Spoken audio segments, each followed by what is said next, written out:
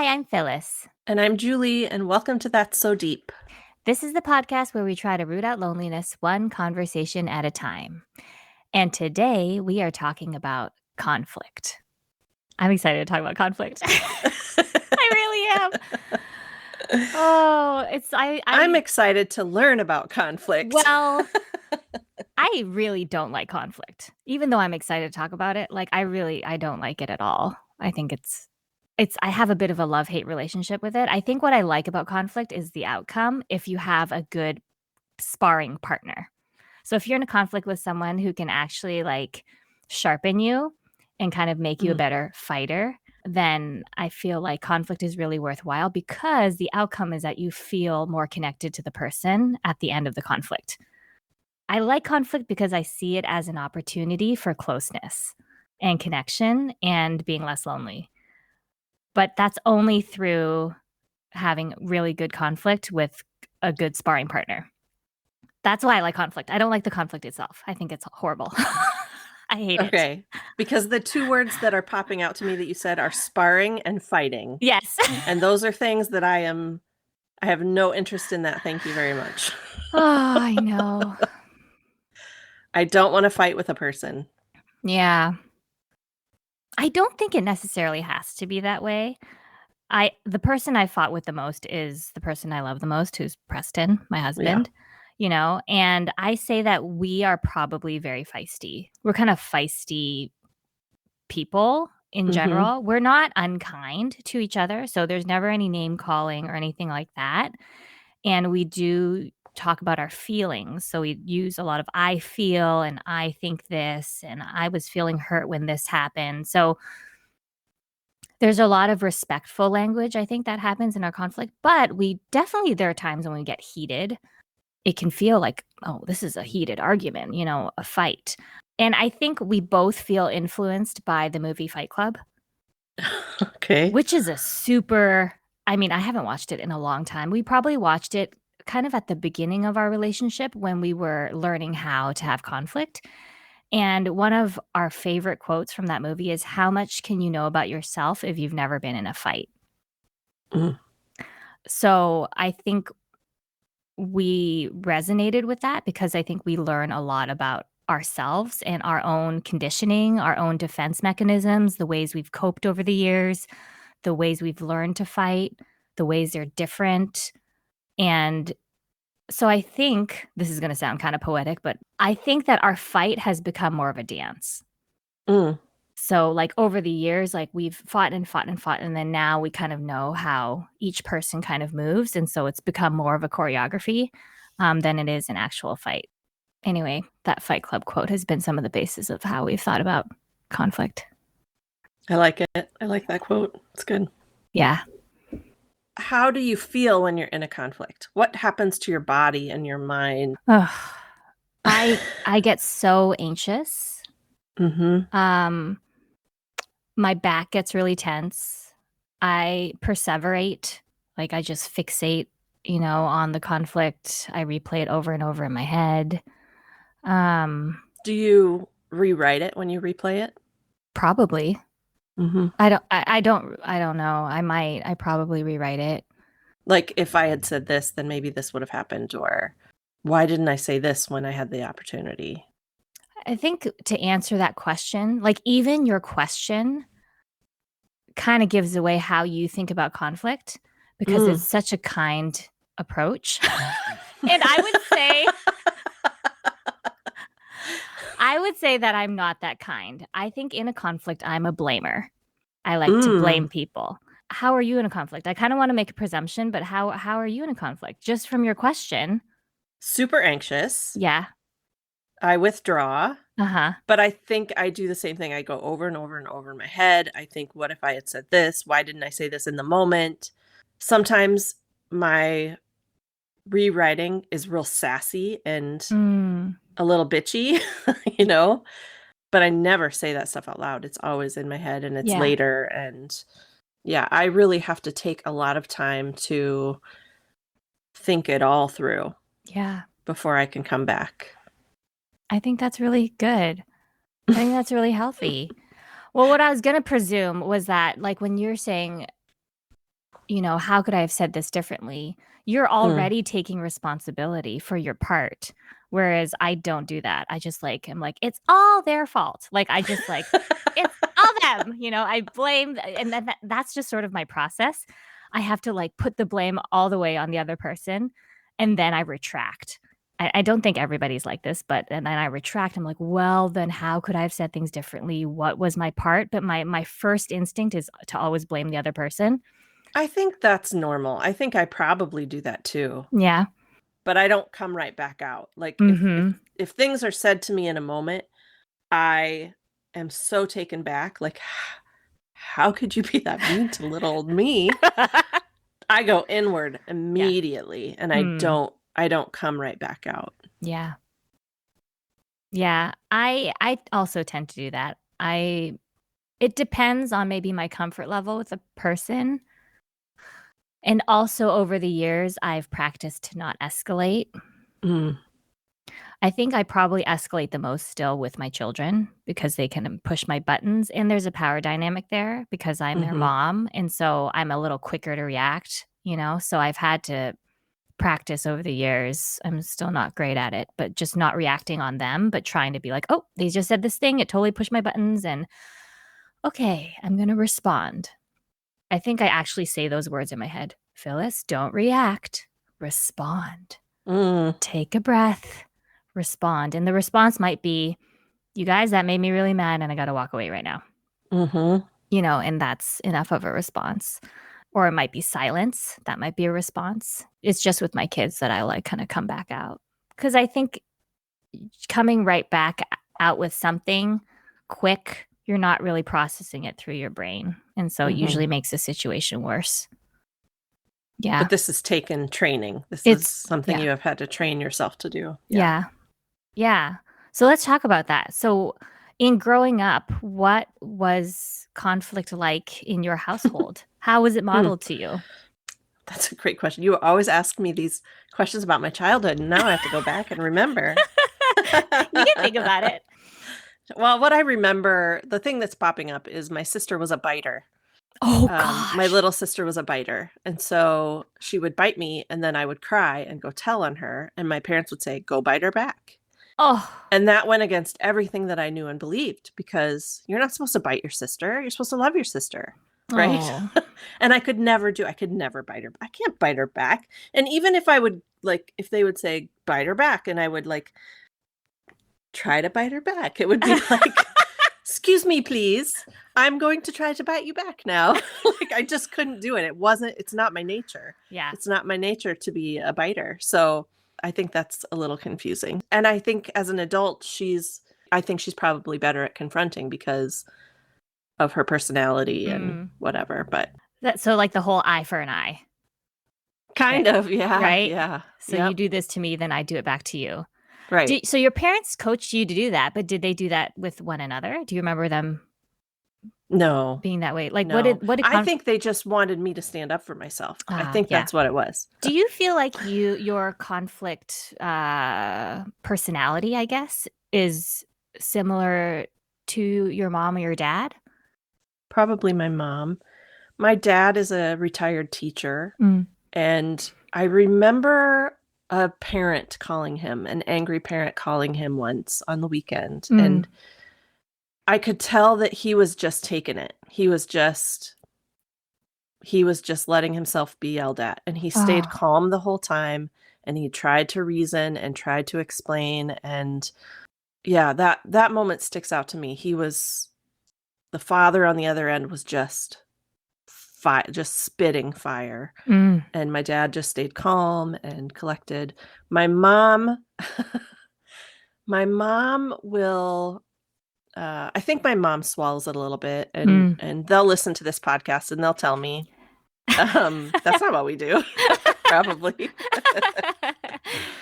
I've heard her on the phone with people, and then she'll hang up, and then she'll get angry after she hangs up. Yeah. She'll spit some words out after she hangs up. Was there much voice raising? Like, were there raising of voices much in your No. household? Yeah. No. Mm-mm. Yeah. Nope. Yeah. My parents are both teachers by trade, so I think They have some some of that training. training, yep. That's amazing. Yeah. Yeah. How about you? Oh, so I would say that conflict in my household was much more expressive. Mm. So let's use the word expressive. Yeah, so conflict was much more expressive. There were definitely raised voices. There was a lot of reacting, I think. So reacting in the moment. And I would say watching my parents have conflict. My mother is more of an extrovert, I would say. My dad is more of an introvert. So there'd be my mom would do a lot of the talking or expressing, and then my dad would do a lot of the listening or withdrawing, if there is a conflict. And so I would say that I'm much more like my mom in how I have conflict. I'm more confrontational. I'm probably more aggressive. I want to have the conflict. I want to have the fight, and I want to be heard. I think those are all things that my mom probably modeled to me. I want to be Hmm. heard. I'm expressing myself. I'm trying to find the words. But I think in seeing how my mom and dad have fought, I think it's been hard for them to kind of come together through the conflict. And so I saw a lot of expressing and I saw some non responding as a child. And I remember thinking, I want to do it differently whenever I'm married and whenever I have a relationship. And so I would say that in my relationship with Preston right now, it's still a similar dynamic in that I'm the talker, I'm the extrovert, I'm the expressor, and Preston is more of the listener. But through our conflict, we've found our way.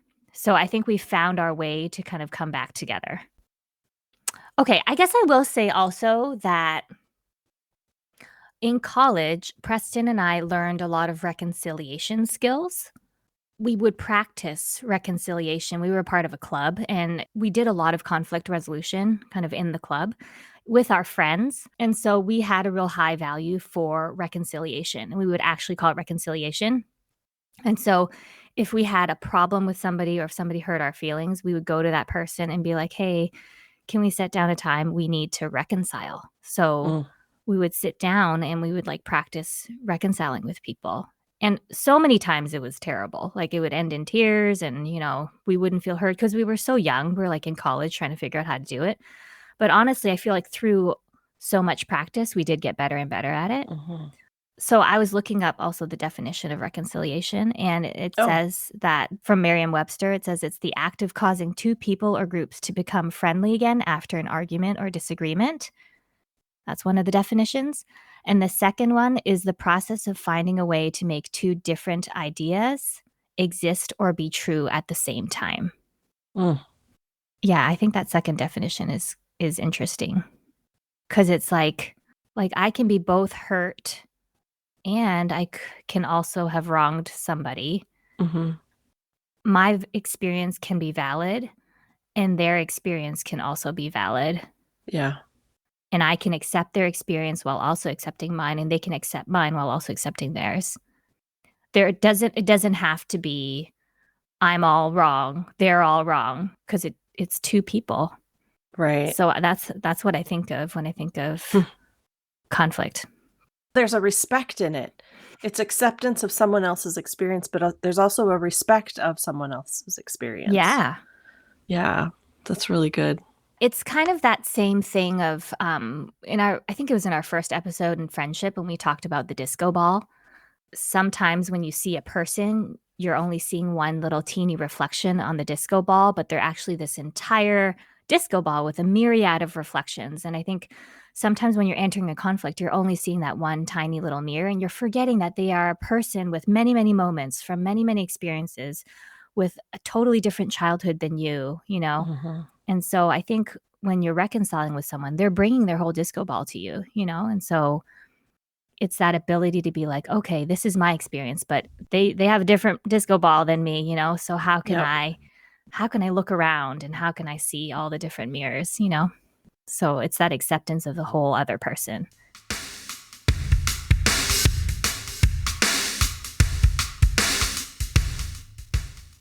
So there's different types of conflict. And the categories that I've seen are there's people that are aggressive, people that are passive aggressive, and then people that are assertive. So those are like four pretty general categories of how, Mhm. you can approach a conflict. And it was kind of cool in my daughter's fourth grade class. The teacher was actually teaching the kids about these four categories. Oh, wow. I know. I thought it So was what did she so. say? What were She, some of those takeaways? she was teaching it because she was helping the children look at different characters in a book. And Mm. she's like, so how is, so and so responding to the bully? And then the kids would be like, oh, he's being passive. He's not really fighting back. Wow. It was really cool. Like, because it's Yeah. a way to teach those categories without having to personalize it. There's a detachment to, Yep. it's like I don't actually have to personalize it, but then now I have the category so that if it comes up again in a real life situation, I can be like, oh yeah, maybe I'm being kind of passive right now, or Mm. yeah.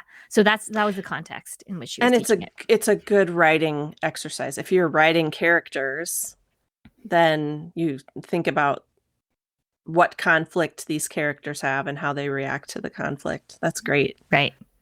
I thought that was great. So I mean, I would say aggressive is, you're confrontational, you can be kind of heated and you don't really shy away from conflict. You step into it, you step into conflict. Passive, I would say you maybe just kind of take it and you Hmm. don't say anything, you bottle it up.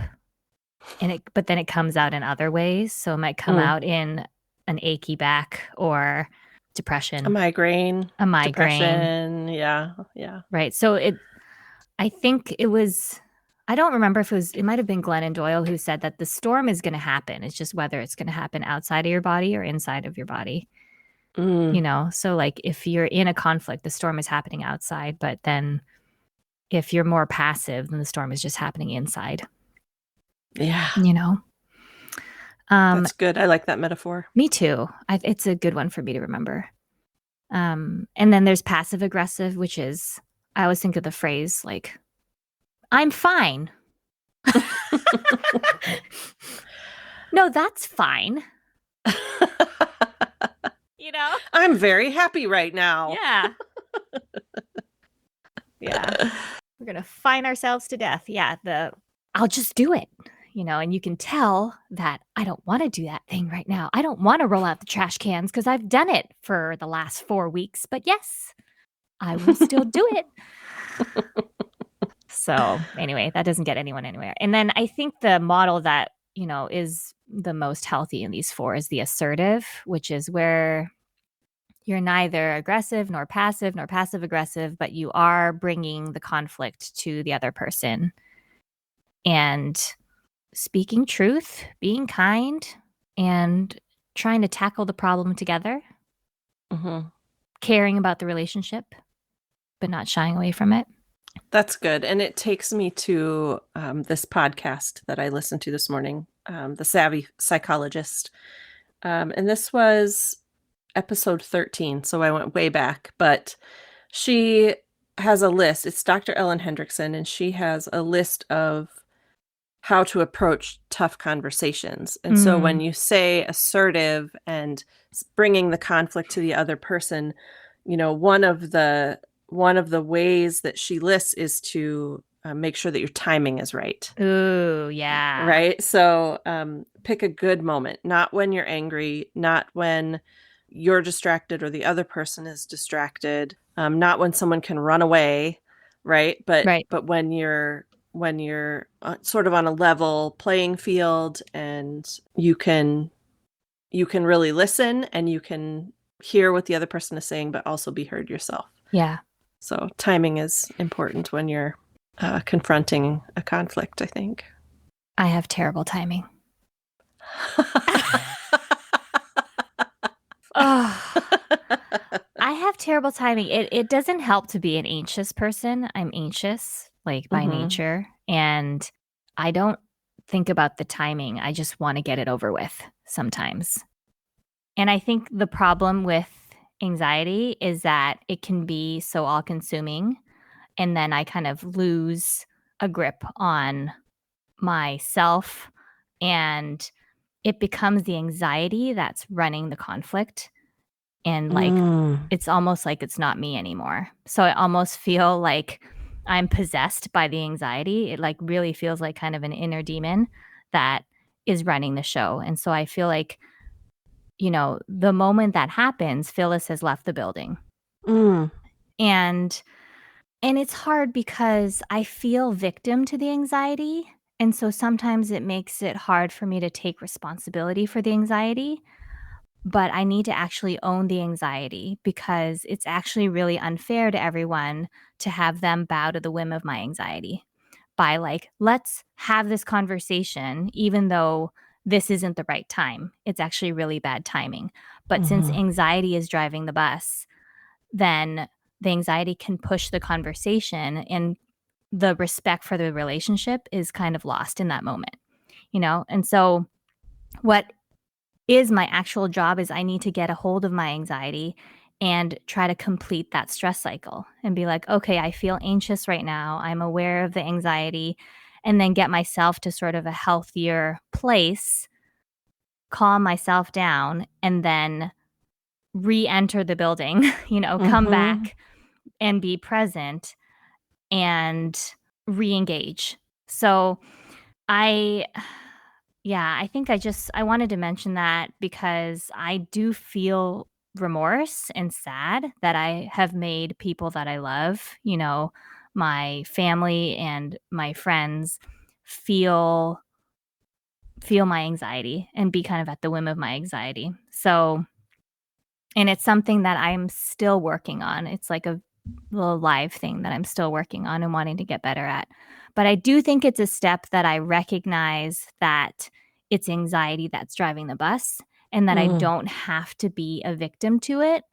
I can actually take a moment and take control back.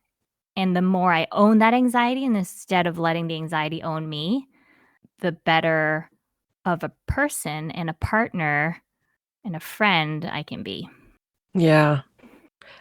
Yeah. I think that's really good to recognize that the anxiety is taking over, not Phyllis. Right. And when you're in the heat of a moment, when you're in the heat of a conflict, you're not really thinking rationally. You're not thinking logically. Mhm. You're thinking emotionally. Right. And so if you can step back, take a second, and get all the anxiety out, then you can have a better grip of the language and the logic and Mhm. attacking the problem together rather than uh, me versus you, right? Yeah. I always think that, like, I like to watch reality TV, and there's a lot of drunken conversations and drunken fights, and I'm like, "You should never talk to somebody when you're drunk. You should never try to reason with a drunk person." Like, I'm yelling at the TV. The same is true in conflict. It's like you're inebriated, like, Right. you're not thinking clearly, so Yeah. get sober first and then Mhm. come back. Yeah. Yeah. It's good. Was there anything else in the Savvy Psychologist? Yeah, I thought it was really good. She talked a lot about listening and making sure you're really listening and you're present, you're not thinking of your reactions. Mhm. The other one that I liked was, well, this kind of comes back to something you said earlier, was not being defensive, Mm. right? So don't get defensive, take a breath, agree with their statement. So I hear you say that I um was snappy with you or whatever, right? So Mhm. you repeat what they said to you Right. so that you can really understand where they're coming from. Mhm. And then apologize sincerely. You can't just say, I'm sorry that you feel this way, Yeah. because that's not an apology, Right. right? You say, "I'm Yeah. sorry I snapped at you." I think apologizing is a huge part of conflict. And honestly, apologizing wasn't modeled a great deal to me growing up. Mm, So it's been a struggle for me to learn how to apologize and to apologize well and to take responsibility. So I think I'm good at blaming. And that's why I kind of do the blaming thing first, because hmm there just wasn't a ton of healthy apologizing, that I saw.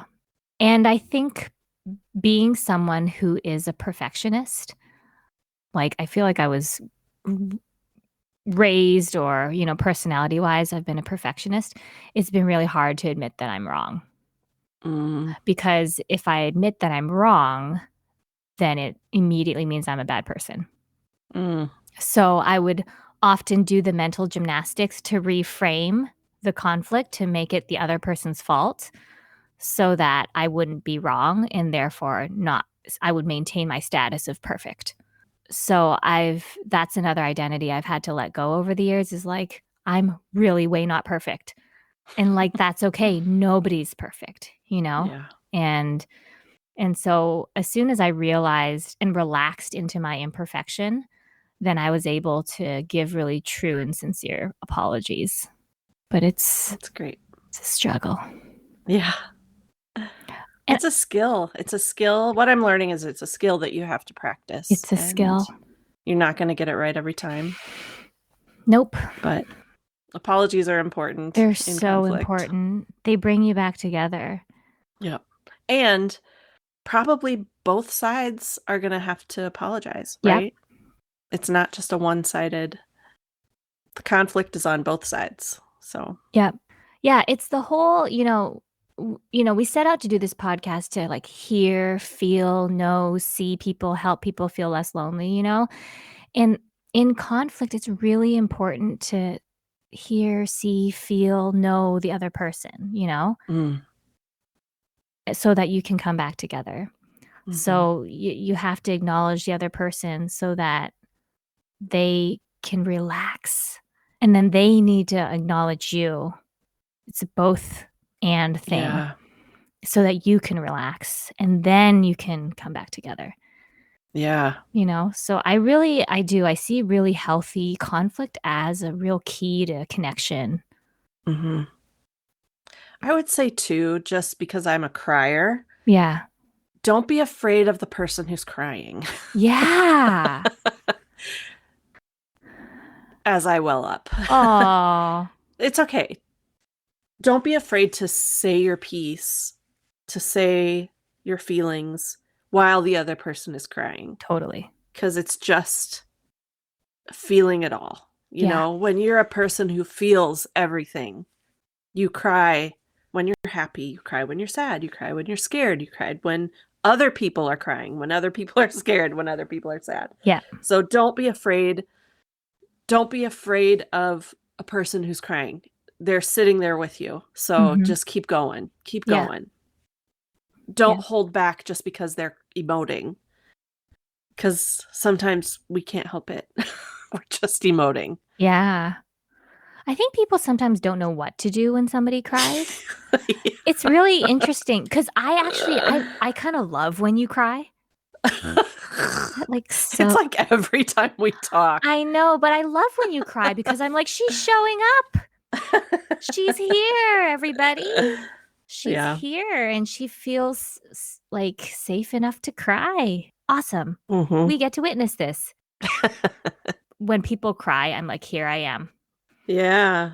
I just feel like You're evolved. it's just a gift. I Yeah, I guess that's it then. If you can see it as a gift that you're present for someone showing up, keep going through it and Yeah. just know they're crying, but it's not necessarily because they feel hurt by you. Hmm. It might be they're scared Right.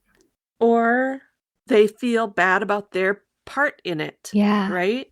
It Yeah. could just be lots of things just spilling out, Hmm.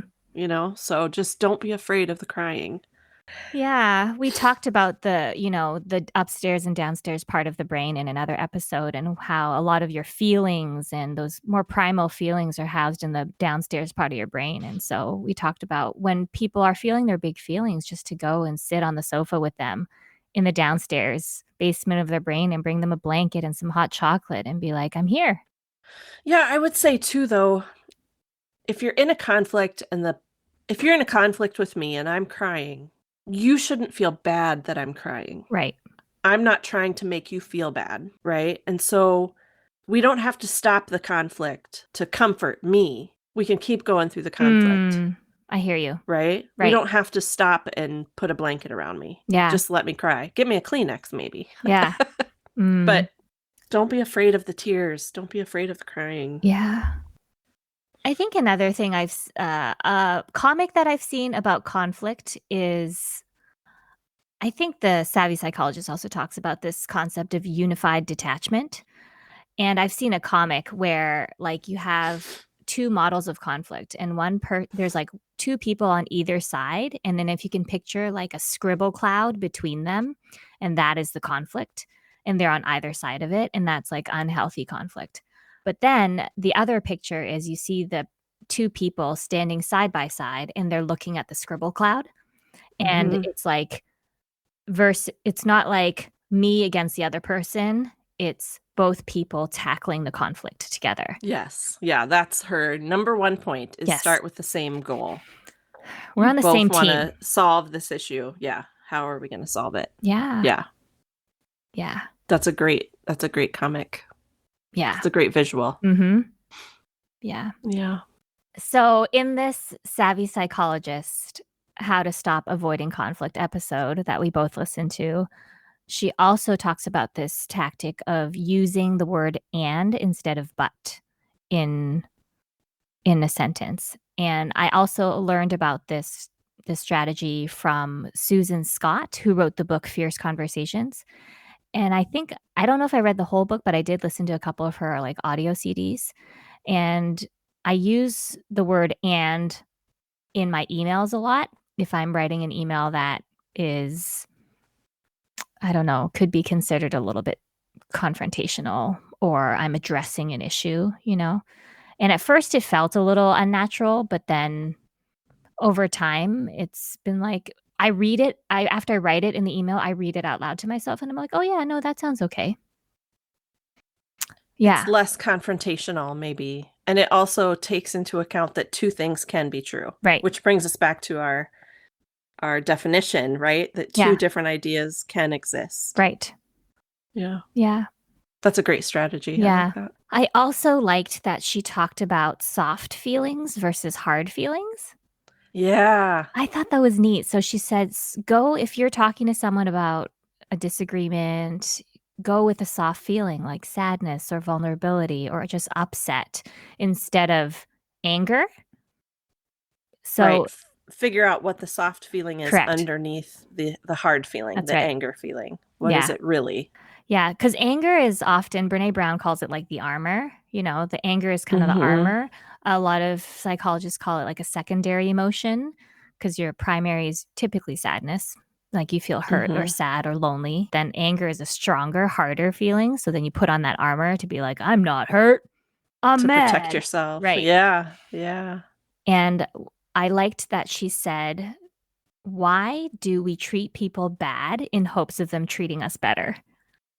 I thought that was so poignant. Like, yeah, if you come at me with anger and defensiveness, how do you expect that I'm going to treat you better?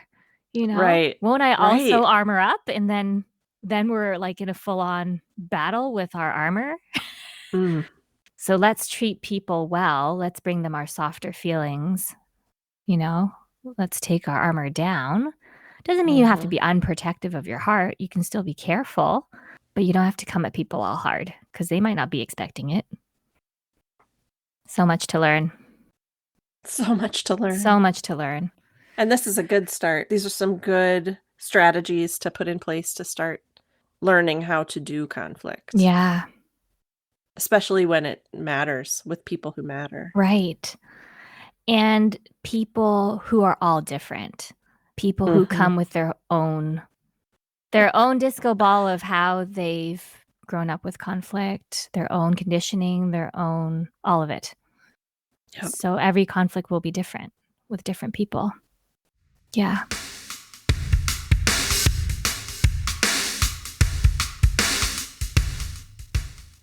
All right, listeners, we have a couple of takeaways for you from this episode. You want to share the first one, Phyllis? The first one is to start with a shared goal. And so just remembering the comic that we had mentioned earlier, which is where you have you and your person standing together, unified, while you're looking at the scribble, which represents the argument, and you're looking at it together. So think of your relationship as a team. And the concept is called unified detachment. So you're unified and you're kind of looking at the argument and not kind of getting yourselves caught up in the argument and on oppositional sides. Just this idea that, we're in this together, we're a team, and we have this goal of working out the problem. So just getting into that mindset instead of an oppositional mindset. So the second takeaway is just listening to understand rather than planning your response while the other person is talking. So I think I am certainly guilty of this because I'm like, well, I got these things to say, and I'm just going to stand here and, think about all the ways that I'm going to fire off my points. But instead, I think if you kind of put down your verbal firearms and open up your ears to listen, to understand, make eye contact, you really try to hear the other person's side, then I think you'll find yourself soften and be able to step more into that team relationship. Conflict's hard, but like you said, it takes practice. And don't give up on yourselves. Yeah. And I also wanted to talk just a little bit about word choice. I think it was Michelle Obama who said that some words don't deserve to see the light of day.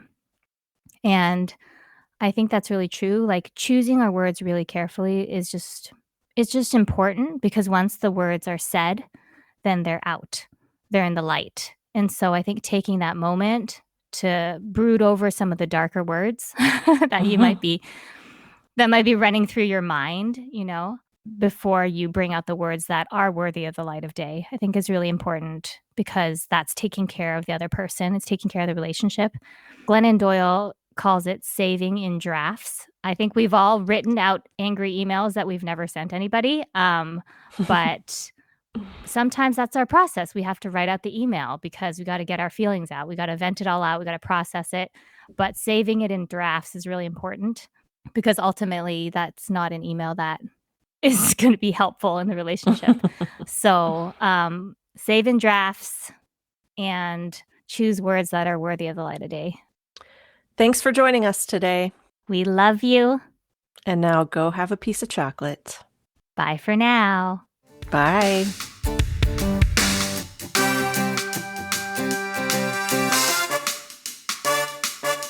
One last thing before we go. Listeners, I got to tell you, it's been such a joy making this podcast and hearing what you're getting from it. It's been so meaningful to hear your thoughts and to hear about the deeper conversations that you're having with your family and your friends. This is exactly the kind of world we want to build, a world that is more deeply connected. Thank you to everyone who followed and subscribed to our podcast. And if you haven't yet already, well, you're hereby invited to follow and subscribe. But truly, it would really mean the world to us. And if you don't want to miss an episode, click the bell so you can be notified right away when the next episode releases. We want to spread the message of connection, and we know it happens one conversation and one person at a time. And if that isn't something you're ready to do, that's okay too. We're so grateful you joined us today, and we hope you came away with some fresh insights and some aha moments. We love you, and we can't wait for our next deep conversation.